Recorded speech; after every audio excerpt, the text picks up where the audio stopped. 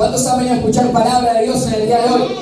Amén, gloria a Dios. Hermanos, hoy voy a predicar un último mensaje de la serie que estábamos viendo, que era la serie de David, en donde estábamos hablando un poco de la vida, de cómo nos demostraba David ciertas cosas que nosotros podíamos practicar, de cómo David miraba el liderazgo, de cómo David miraba a lo que estaba por debajo de su liderazgo, de su mandato.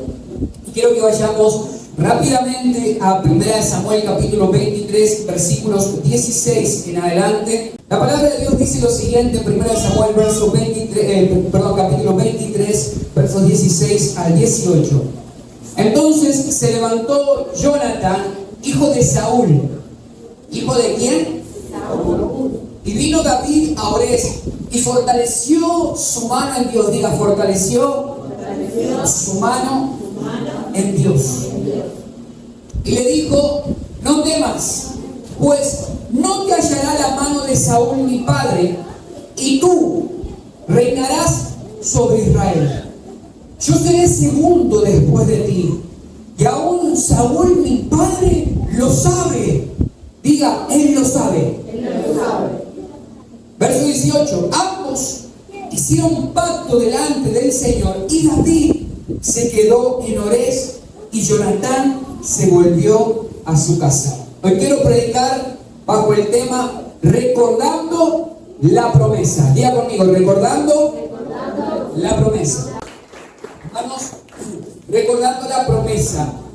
Este es el último mensaje que voy a predicar con respecto a la serie que estamos viendo de la vida de David, como lo dije recién. Pero quiero traer una breve introducción repasando todo lo que habíamos visto en estos puntos pasados. Y el primer mensaje se llamó Salir de la cueva. Un mensaje que marcó y nos habló de que Dios, hermano, estaba interesado en restaurar nuestras vidas, estaba interesado en consolidar nuestro corazón en sí, nuevamente armarnos de todo lo que quizás habíamos perdido, pero también nos enseñaba que esa restitución que Dios hacía, esa reconfortación que Dios hacía, ese fortalecimiento, esa restauración que Dios la hace con propósito. No la hizo así nomás porque a Él se le antojó y usted se lo pidió, sino que Él estaba interesado en restaurarlo con un propósito, sea mujer o sea varón. Y que hablábamos que la cueva de Adulán simplemente fue una etapa en donde David, juntamente con las otras personas endeudadas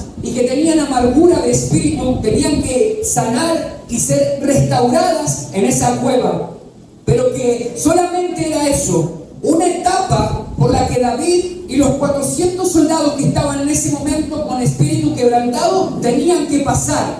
Y nos enseña esa etapa de salir de la cueva a mirar la iglesia no solo como un lugar de restauración, sino también como un lugar de formación en donde nosotros somos formados para poder tener victoria y equiparnos para poder tener victorias en cada una de nuestras vidas, en aquellas batallas que nosotros tenemos. ¿Cuántos dicen amén conmigo a esto?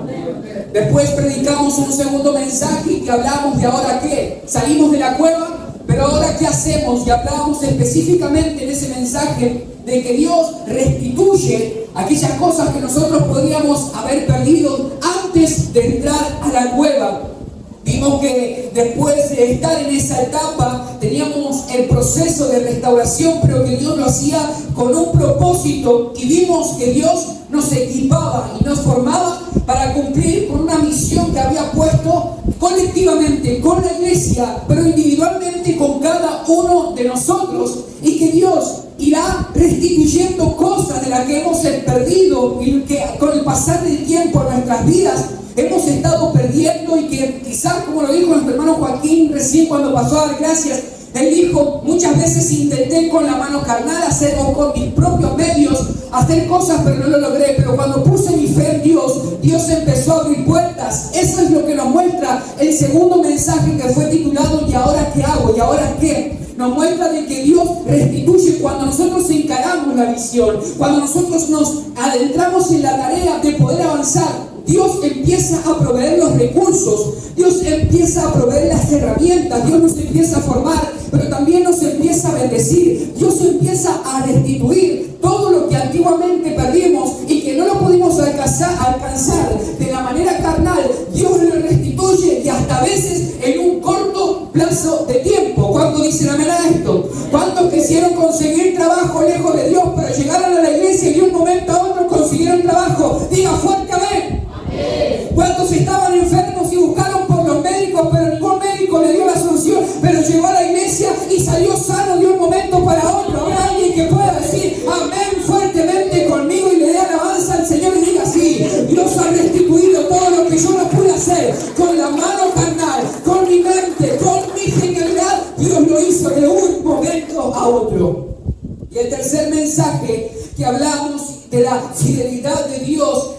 predicación nos mostró que Dios se mantiene fiel en cada circunstancia de nuestras vidas.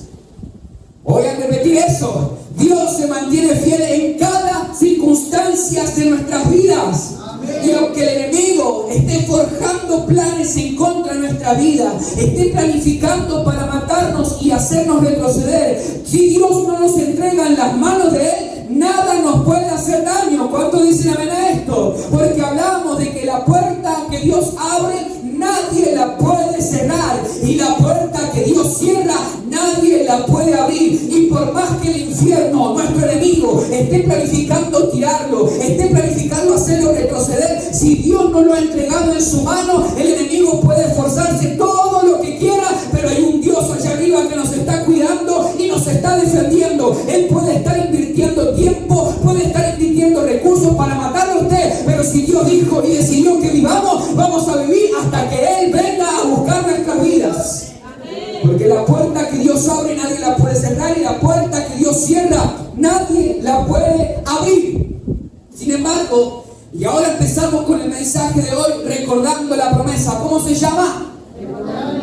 Sin embargo, hermanos, el relato en donde estamos hoy nos muestra un quiebre en la vida de David. Nos muestra un antes y un después en su vida, hermanos, que nos hace saber a cada uno de nosotros que David está siendo víctima del desánimo. La angustia se apoderó de su corazón a tal punto que él ya no encuentra una salida. Él empieza a ver y empieza a vivir diferentes traiciones. Y como lo hablamos anteriormente, su esposa lo deja escapar por una ventana. Su suegro lo empieza a perseguir. No solamente eso, empieza a correr el rumor de que David es un desertor, es un traidor de la nación de Israel. Cuando salva a los de Keila lo traicionan a él, avisándole a Saúl dónde está David. Ahora él huye al desierto de Zif, y los zifeos están planeando entregarlo y traicionarlo tal cual los traicionaron los de Keila. Están planificando entregarlo nuevamente a David, a Saúl.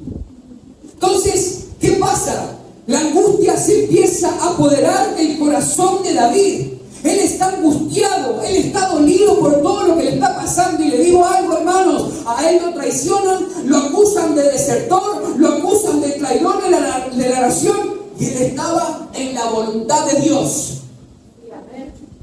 ¿Se escuchó eso? ¿Dónde estaba David? En la voluntad de Dios. Y aún así era acusado como traidor.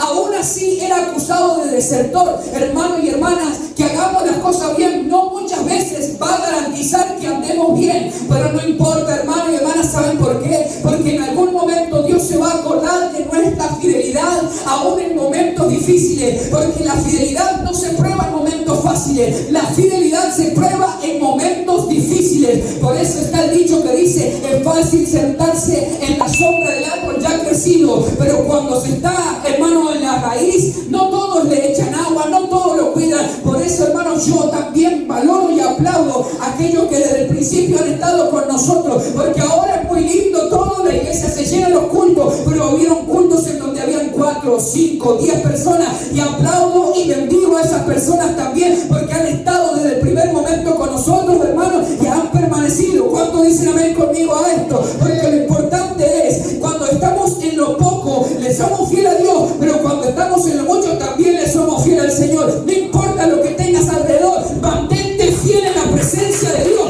y Dios bendice la fidelidad, Dios bendice la perseverancia a pesar de las circunstancias difíciles. Dios aprueba la fidelidad, hermanos. Y ahí estaba David. Por eso es que me gusta la historia de David, porque David está siendo fiel. Y escucha, hermano, en el desierto de Zif, también están por traicionarlo a David. Y él empieza a escuchar el murmullo de que lo van a entregar a Saúl.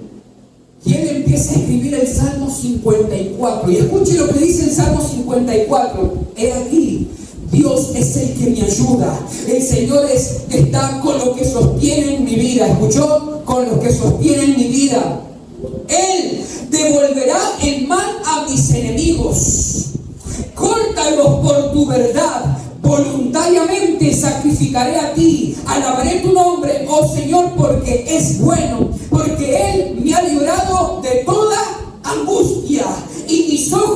han visto la ruina de mis enemigos. ¿Qué quiero decir con esto? Este salmo nos confirma que aunque David venía de victoria en victoria, que aunque David venía derribando ejércitos, que aunque David venía aplastando a todo lo que se plantaba enfrente de él, él decía: yo, aunque tengo victoria, estoy angustiado porque camino en la voluntad de Dios y aún así la gente me traiciona. Hermano y hermana, ahí estaba David siendo fiel a Dios aún cuando la gente lo traicionaba. Hermano y hermana, a ustedes muchos lo van a traicionar. Alrededor de ustedes se le van a plantar muchas cosas negativas, pero le doy un consejo pastoral: manténgase fiel a Dios en todo momento. No importa las circunstancias, cuán difícil sea, me mantengo fiel a Dios. Qué difícil que ha sido la situación, pero sigo siendo fiel a Dios igual.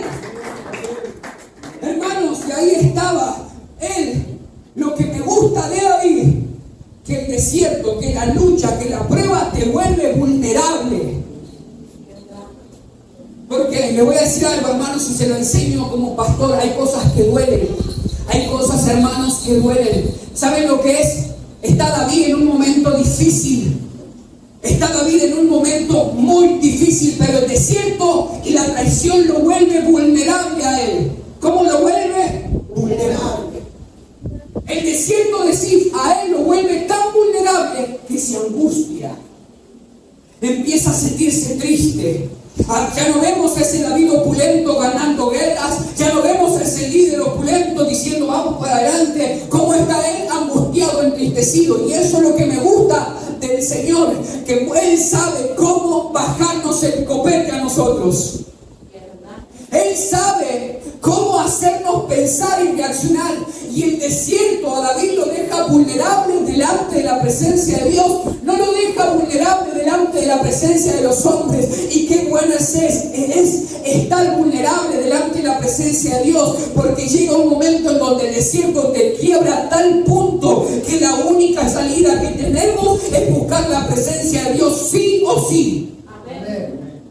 Él escribe el Salmo 63 y escuche en esta situación: Dios mío eres tú.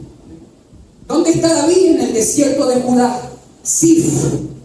Y todo Judá, escuche esto: Dios mío eres tú. De madrugada te buscaré. Mi alma tiene sed ¿de quién? De ti. Mi carne te anhela en tierra seca y árida donde no hay aguas, para ver tu poder y tu gloria, así como te he mirado en el santuario, porque mejor es tu misericordia que la vida. Mis labios te alabarán. Así te bendeciré en mi vida. En tu nombre alzaré mis manos. Como de meollo y de grosura será saciada mi alma. Con labios de júbilo te alabará mi boca. Cuando me acuerde de ti en mi lecho, cuando medite en ti en las vigilias de la noche, porque has sido mi socorro. Así en la sombra de tus alas me regocijaré. Está mi alma apegada a ti. Tu diestra me ha sostenido. Hermanos, ¿saben qué es eso? Él está angustiado y empieza a refugiarse en Dios. Él está angustiado, pero llama a Masquín y le empieza a decir: quiero escribir una canción, quiero entonar un salmo. Y él empieza a escribir: mi alma tiene sed de Dios. Estoy en el desierto, pero mi carne te anhela, Señor. ¿Saben qué es eso? Él estaba luchando, él estaba angustiando, estaba siendo traicionado, pero él dijo: todo eso no va a pagar la alabanza que yo tengo en mi corazón para Dios. Bendita la lucha que vino en nuestras vidas, porque esa lucha lo ayudó a David a buscar más de Dios. Bendito el problema que vino en nuestras vidas y nos acercó a la iglesia. Bendita la dificultad que me ayudó a hablar. Bendito el problema que me llevó de rodillas de madrugada y me dijo: sin Dios no podemos hacer nada. Bendita la lucha y la prueba que me ha acercado a la voluntad de Dios. Yo no sé usted, mi hermano, pero le doy gracias a Dios, porque un día desde allá, de lo más profundo del problema, de la dificultad, de la situación, Dios me llamó y me dijo: sin ti no sos nada. Habrá alguien que le dé gracias a Dios y le diga: bendita la lucha, bendita la prueba que me acercó, bendita la división familiar que me ayudó a buscarte, Señor. Hermanos, a veces tenemos que dar gracias por esas cosas que vienen a nuestra vida, porque muchas veces estamos muy cómodos, pero bendita la lucha y el problema que nos ayudó a acercarnos un poco más a Dios. Y ese es el segundo punto que quiero tocar. Fortalecido en Dios. Diga conmigo, fortalecido. Pero dígalo fortalecido, hermano. Fortalecido en Dios. David está ahí, y quiero que preste atención a esto, porque David, ¿cómo es que David toma este valor? ¿Cómo es que David encuentra fuerzas en medio de la angustia, en medio del dolor? Puede sacar una alabanza. ¿Cómo es que pasa esto? ¿Cómo es que empieza a fluir una alabanza, una oración directamente de un corazón que está angustiado? Porque es difícil estar angustiado y cantarle a Dios. ¿Es así o no es así? Y no porque Dios no se lo merezca, no me malinterprete. Dios es digno de toda la gloria. En mi momento de tristeza, Él sigue siendo digno. En mi momento de dolor, Él sigue siendo digno. En mi momento de enfermedad, Él sigue siendo digno. Pero nos cuesta a nosotros como seres humanos, en los momentos difíciles, darle toda la gloria al Señor. ¿Cómo es que David se fortalece en Dios a tal punto, hermanos, que Él empieza a escribir una alabanza? ¿Cómo es que hace eso? Y escuche. Primera de Samuel, capítulo 23, verso 16, dice: entonces se levantó Jonatán, hijo de Saúl. ¿Hijo de quién? De Saúl. Y vino a David a Orés y fortaleció su mano en Dios. ¿Cómo es que nos fortalecemos en Dios? Y dice, y fortaleció su mano en Dios. Ese valor no lo encuentra en una oración. Ese valor no lo encuentra, hermanos, ese fortalecimiento de espíritu no lo encuentra en cualquier disciplina espiritual. Y no me malinterprete, no estoy diciendo que la oración, que el ayuno, que la lectura de la palabra no sirva. Al contrario, sirven para fortalecer el espíritu. Pero hay veces que Dios usa otro recurso para fortalecer nuestras propias vidas y nuestra propia mano en Dios. ¿Cuántos dicen amén conmigo a esto? Pero no es la ocasión aquí de que Él está fortaleciéndose a través de la oración. Pero que muchas veces el consejo es: vamos a la iglesia te va a hacer bien. Vamos a orar, la oración te va a hacer bien. Pero, ¿qué pasa cuando no hay ninguno de esos recursos? Porque Él está siendo fortalecido. Ahora, David encuentra sus fortalezas en las palabras de un amigo llamado Jonatán. Hermanos, por eso para Pablo era tan importante la familia de la iglesia. Era tan importante el consejo de la iglesia, el consejo que se daba en la iglesia. Por eso para Pablo era tan importante la iglesia que él lo llamó en un momento la familia de Dios. ¿Cómo es que encuentra el fortalecimiento David? Un amigo que habla con calma, con claridad en el propósito. Ese amigo no está balbuceando, no está inventando cosas, al contrario, Jonatán sabe lo que tiene que decir. Una persona que tiene temor de Dios sabe lo que tiene que aconsejar, sabe lo que tiene que decir. ¿Cuánto dicen amén conmigo? Amén. Porque no todos que están lejos de Dios le van a saber dar un consejo a usted. Hermano, yo le voy a decir algo. Hay personas que saben de negocios, sí. Hay personas que saben de tratos, sí. Pero hay personas que no están en la voluntad de Dios, y muchas veces nos vamos a equivocar por hacerle caso a un consejo que no viene de alguien que teme al Señor. Y en ese momento Jonatán sí teme a Dios y le va a dar un buen consejo a David. Entonces, ¿por qué digo esto? Porque es importante el vínculo de amistad que tenemos en la iglesia. ¿Usted por qué cree que los hago saludarse a ustedes? ¿Por qué cree que quiero que lleguen más temprano a la iglesia, que no se vaya tan rápido? Cree vínculos en la iglesia, cree amistades en la iglesia, amistades que lo ayuden a salir adelante, amistades que le den buen consejo dentro de la casa del Señor. ¿Cuánto dicen amén conmigo a esto? Amén. Cuando buscamos el consejo, tratemos de que sean personas que tengan ese temor de Dios, que nos fortalezcan en momentos difíciles. He escuchado infinidades de veces decir: vine a la iglesia derrotado, pero cuando escuché el testimonio de mi hermano y de mi hermana, salí en victoria de este lugar.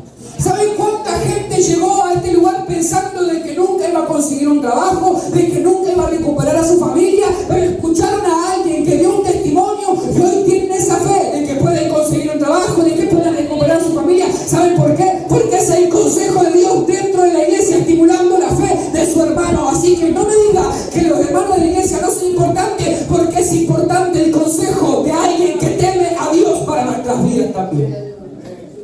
Sí, hermanos, es importante el consejo. Y escuche esto, hermanos, porque ese vínculo que nosotros tenemos en la iglesia puede fortalecernos en momentos de debilidad. Y hermanos, los amigos te pueden ayudar o te pueden tirar. Los amigos te pueden levantar o te pueden tirar. Porque nosotros consideramos un montón de amigos que tenemos en nuestra infancia, en lo que vamos recorriendo con la vida. Pero hay amigos que, miren, hay un dicho que dice: el problema fue que quisiste llevar a la cima con vos a gente que no te quería ver en la cima a vos.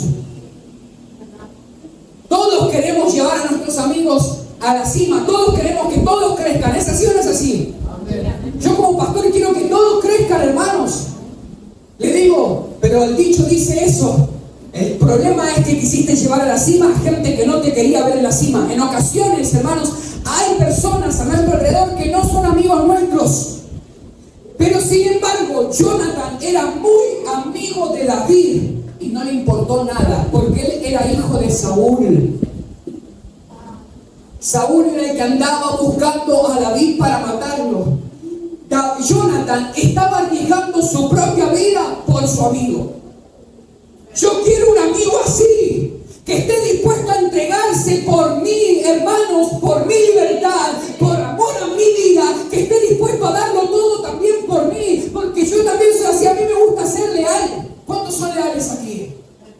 A mí me gusta ser leal, y ¿saben qué? Un amigo así vale oro. Ese amigo se estaba arriesgando y diciendo: aunque mi padre se entere de que yo estoy aquí, yo sé dónde estás vos, David, pero no le voy a decir a mi papá. Los feos te pueden traicionar, pero yo nunca te voy a traicionar. Vengo con un consejo de parte de Dios. Busca amigos dentro de la iglesia que no te traicionen nunca y que estén dispuestos a darlo todo por vos, que no estén ahí con miedo de quedarse sin comer ellos para darte de comer a vos. ¿Cuántos dicen amén conmigo a esto? Y le dan un aplauso fuerte al Señor por los hermanos que hemos ayudado, por los hermanos que te ayudan en la iglesia. Esto me hace acordar Lucas capítulo 5, versículos 19 al 20. Hermanos, le voy a decir algo. Venga Paulito, venga Oscarcito, venga Nao, venga Guille, por favor. Miren, Lucas capítulo 5, versos 19 al 20. Usted después búsquelo, no se ponga buscando ahora. Estaba el que había salido de la delincuencia, el que había salido también de la... Todos salieron de algo, ¿no? Pero se tuvieron un encuentro con el que todos tenían que encontrarse. Todos tuvieron un encuentro con Jesús. Diga, encuentro con Jesús. Todos. Sus vidas cambiadas completamente. ¿Amén o no? Amén. Sus vidas cambiadas completamente. Amén. Pero tenían un amigo que no había conocido a Jesús. Escuche, tenían un amigo que había estado paralítico toda su vida. Y eso es importante, porque los amigos que nosotros tenemos aumentan nuestra fe o tiran nuestra fe. Procure usted ser un buen amigo de fe. Amén. En ese momento, él no podía llegar a Jesús. Sus amigos lo veían sufrir, porque cuando todos jugaban al fútbol, él no podía. ¿Por qué? Porque era paralítico. Cuando todos corrían a jugar a la mancha, él no podía. ¿Por qué? Porque él era paralítico. Cuando todos podían hacer algo, él no lo podía hacer, porque él era paralítico. ¿Me sigue con la idea, verdad? Y ahí está donde están los amigos. Porque hoy en día hay muy pocos amigos de los paralíticos. ¿No se dio cuenta de que muchas veces los paralíticos están solo en una parada esperando ir con su silla de ruedas que alguien los acompañe? ¿Me escuchó, verdad? No hay muchas amistades. ¿Por qué? Porque es discapacitado, es inválido, no me puede dar muchas cosas. Sin embargo, esos amigos estaban dispuestos a todo. Porque dice Lucas capítulo 5, versículo 19 al 20, dice que las multitudes a Jesús no le permitían que la gente llegara a él, porque había muchas multitudes. Él estaba enseñando en una casa, la puerta de la casa estaba colmada, las ventanas colmadas, y saltaron los amigos. Hermanos, esto estos amigos están invirtiendo fuerza, están invirtiendo recursos para que su amigo sea sano. ¿Saben qué hacen ellos? Dice que vieron que la multitud estaba en la puerta, se suben arriba del techo. ¿A dónde se subieron? Al techo. Esos están locos de verdad. Esos están locos de verdad. Esos son buenos amigos, porque están dispuestos a todo para que su amigo sea sano. Se suben al techo, rompen el techo. Yo no sé cómo es, pero hermano, ahí nosotros vemos rondana, vemos un montón de tecnología para bajar a las personas, pero estos con trapos, me imagino que metieron el lecho del paralítico con trapos los cuerpos haciendo fuerza. Y la palabra de Dios dice, y lo pusieron en el medio para que Jesús lo vea. Y ahí estaban los cuatro locos, y dice que Jesús lo vio al paralítico, lo miró a estos cuatro y dijo, y Jesús, al ver la fe de ellos.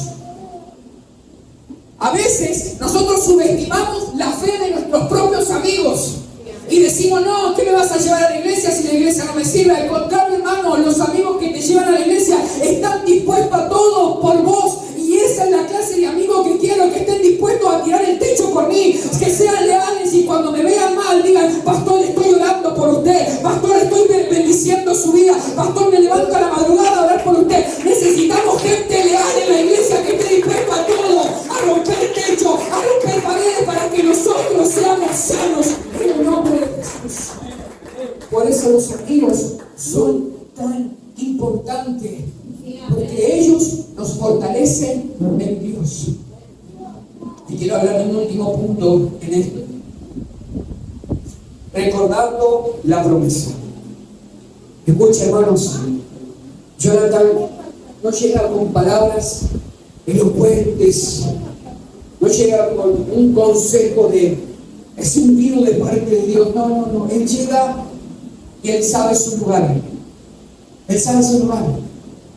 Hermanos, saber su lugar en el tiempo en el que estamos es tan importante, hermanos, porque usted no va a gastar energías en cualquier cosa. Usted va a invertir sus fuerzas en donde tiene que estar. Juan el Bautista le dijeron, ¿eres tú el Mesías? No, yo soy la voz del que clama en el desierto. Él sabía dónde estaba parado. Y usted lo ve a Juan el Bautista y él está en el desierto porque él tiene que estar en el desierto porque su llamado es allí. Él no está invirtiendo fuerzas en ninguna otra cosa. ¿Sabe dónde está? En su llamado. Jonathan está parado donde tiene que estar, en su llamado. Y ahí es donde él llega y le recuerda la promesa de Dios. Que solo, hermanos, está satisfaciendo el espíritu de David. Y escuche lo que dice. 1 Samuel 23:17. Y le dijo, no temas, pues no te hallará la mano de Saúl mi padre, y tú reinarás sobre Israel. Y yo seré segundo después de ti. Hermanos, el corazón que tiene Jonathan es muy difícil. ¿Por qué le digo esto? Porque es un hombre que ve todo con temor de Dios y con el Espíritu de Dios. Él era el hijo del rey Saúl, pero él le decía a David, yo seré segundo después de ti. Él tenía que heredar el trono, pero él le está diciendo a David, estás en la voluntad de Dios, yo también quiero estar en la voluntad de Dios, y yo voy a ser segundo después de ti. Y escuche esto, y aún Saúl, mi padre, así lo sabe. Escucha, hermanos, qué importante es tener a un Jonathan que sabe dónde tiene que estar parado. Porque él va a estar diciendo las palabras justas que necesitamos escuchar. Él está traicionando a su propio padre. Sin embargo, Jonathan está mirando todo lo que está sucediendo con el Espíritu de Dios. Y escucha algo que él nos delata a nosotros. Mi padre sabe que reinarás. Tu enemigo sabe que reinarás, le está diciendo David. Me llama mucho la atención esto. ¿Saben por qué?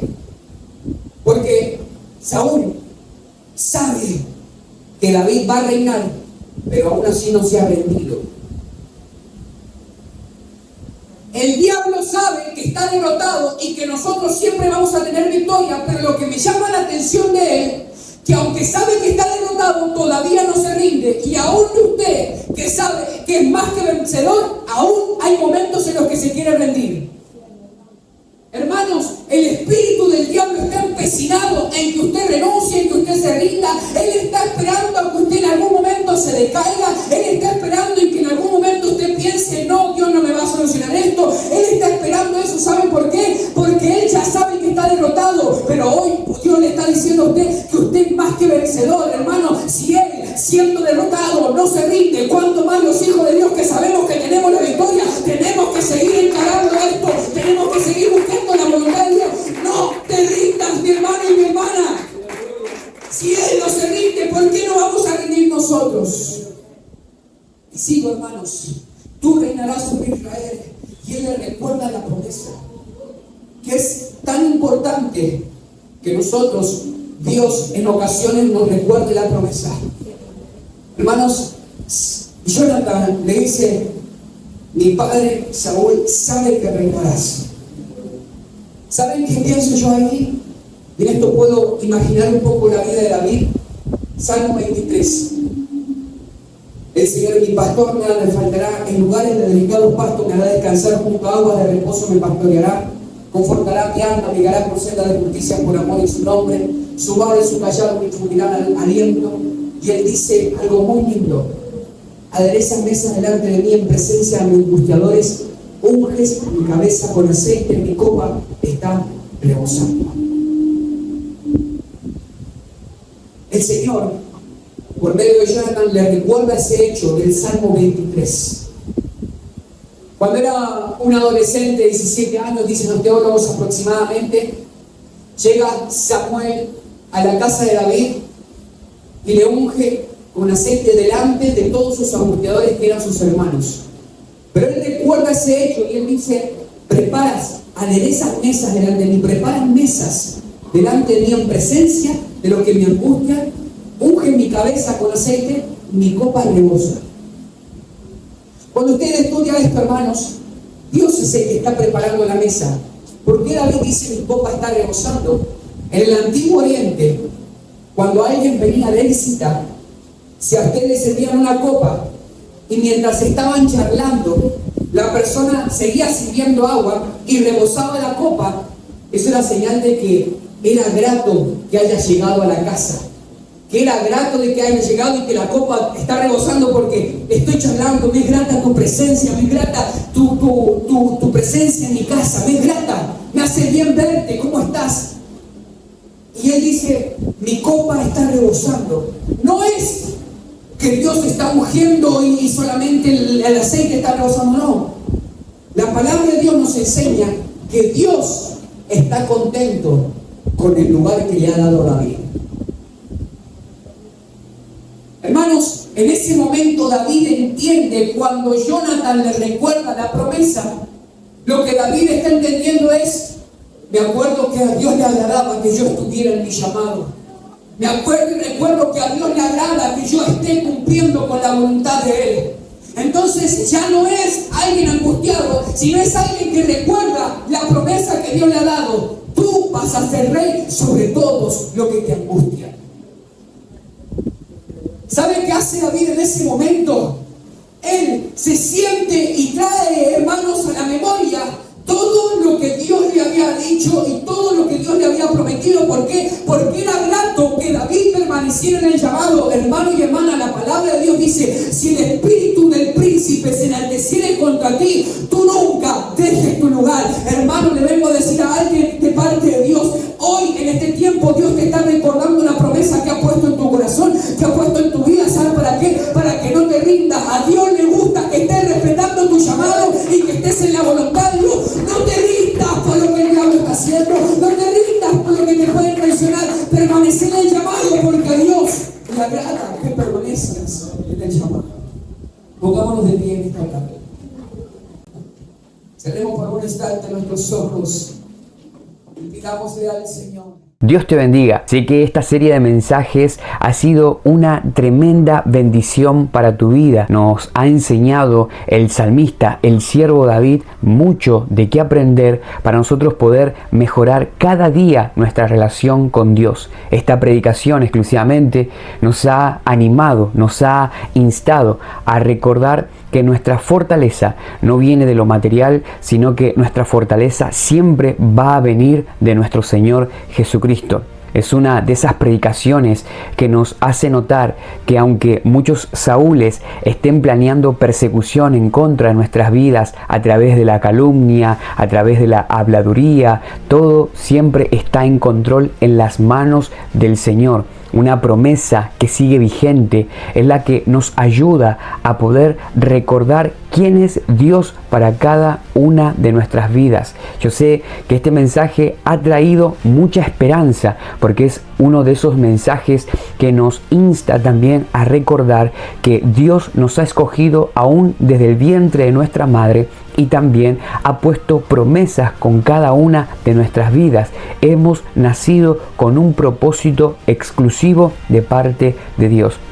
Y así como este mensaje ha sido una bendición para tu vida, te invito a que lo puedas compartir con tus familiares, amigos, allegados, conocidos o con aquella persona que sabes que necesita escuchar este mensaje porque hay una promesa que divaga en su mente y ahora la puede traer a memoria y estar caminando sostenido por esa promesa. Ya sabes, si no estás suscrito a mi canal, te invito a que te suscribas y puedas compartir para que alguien más sea bendecido.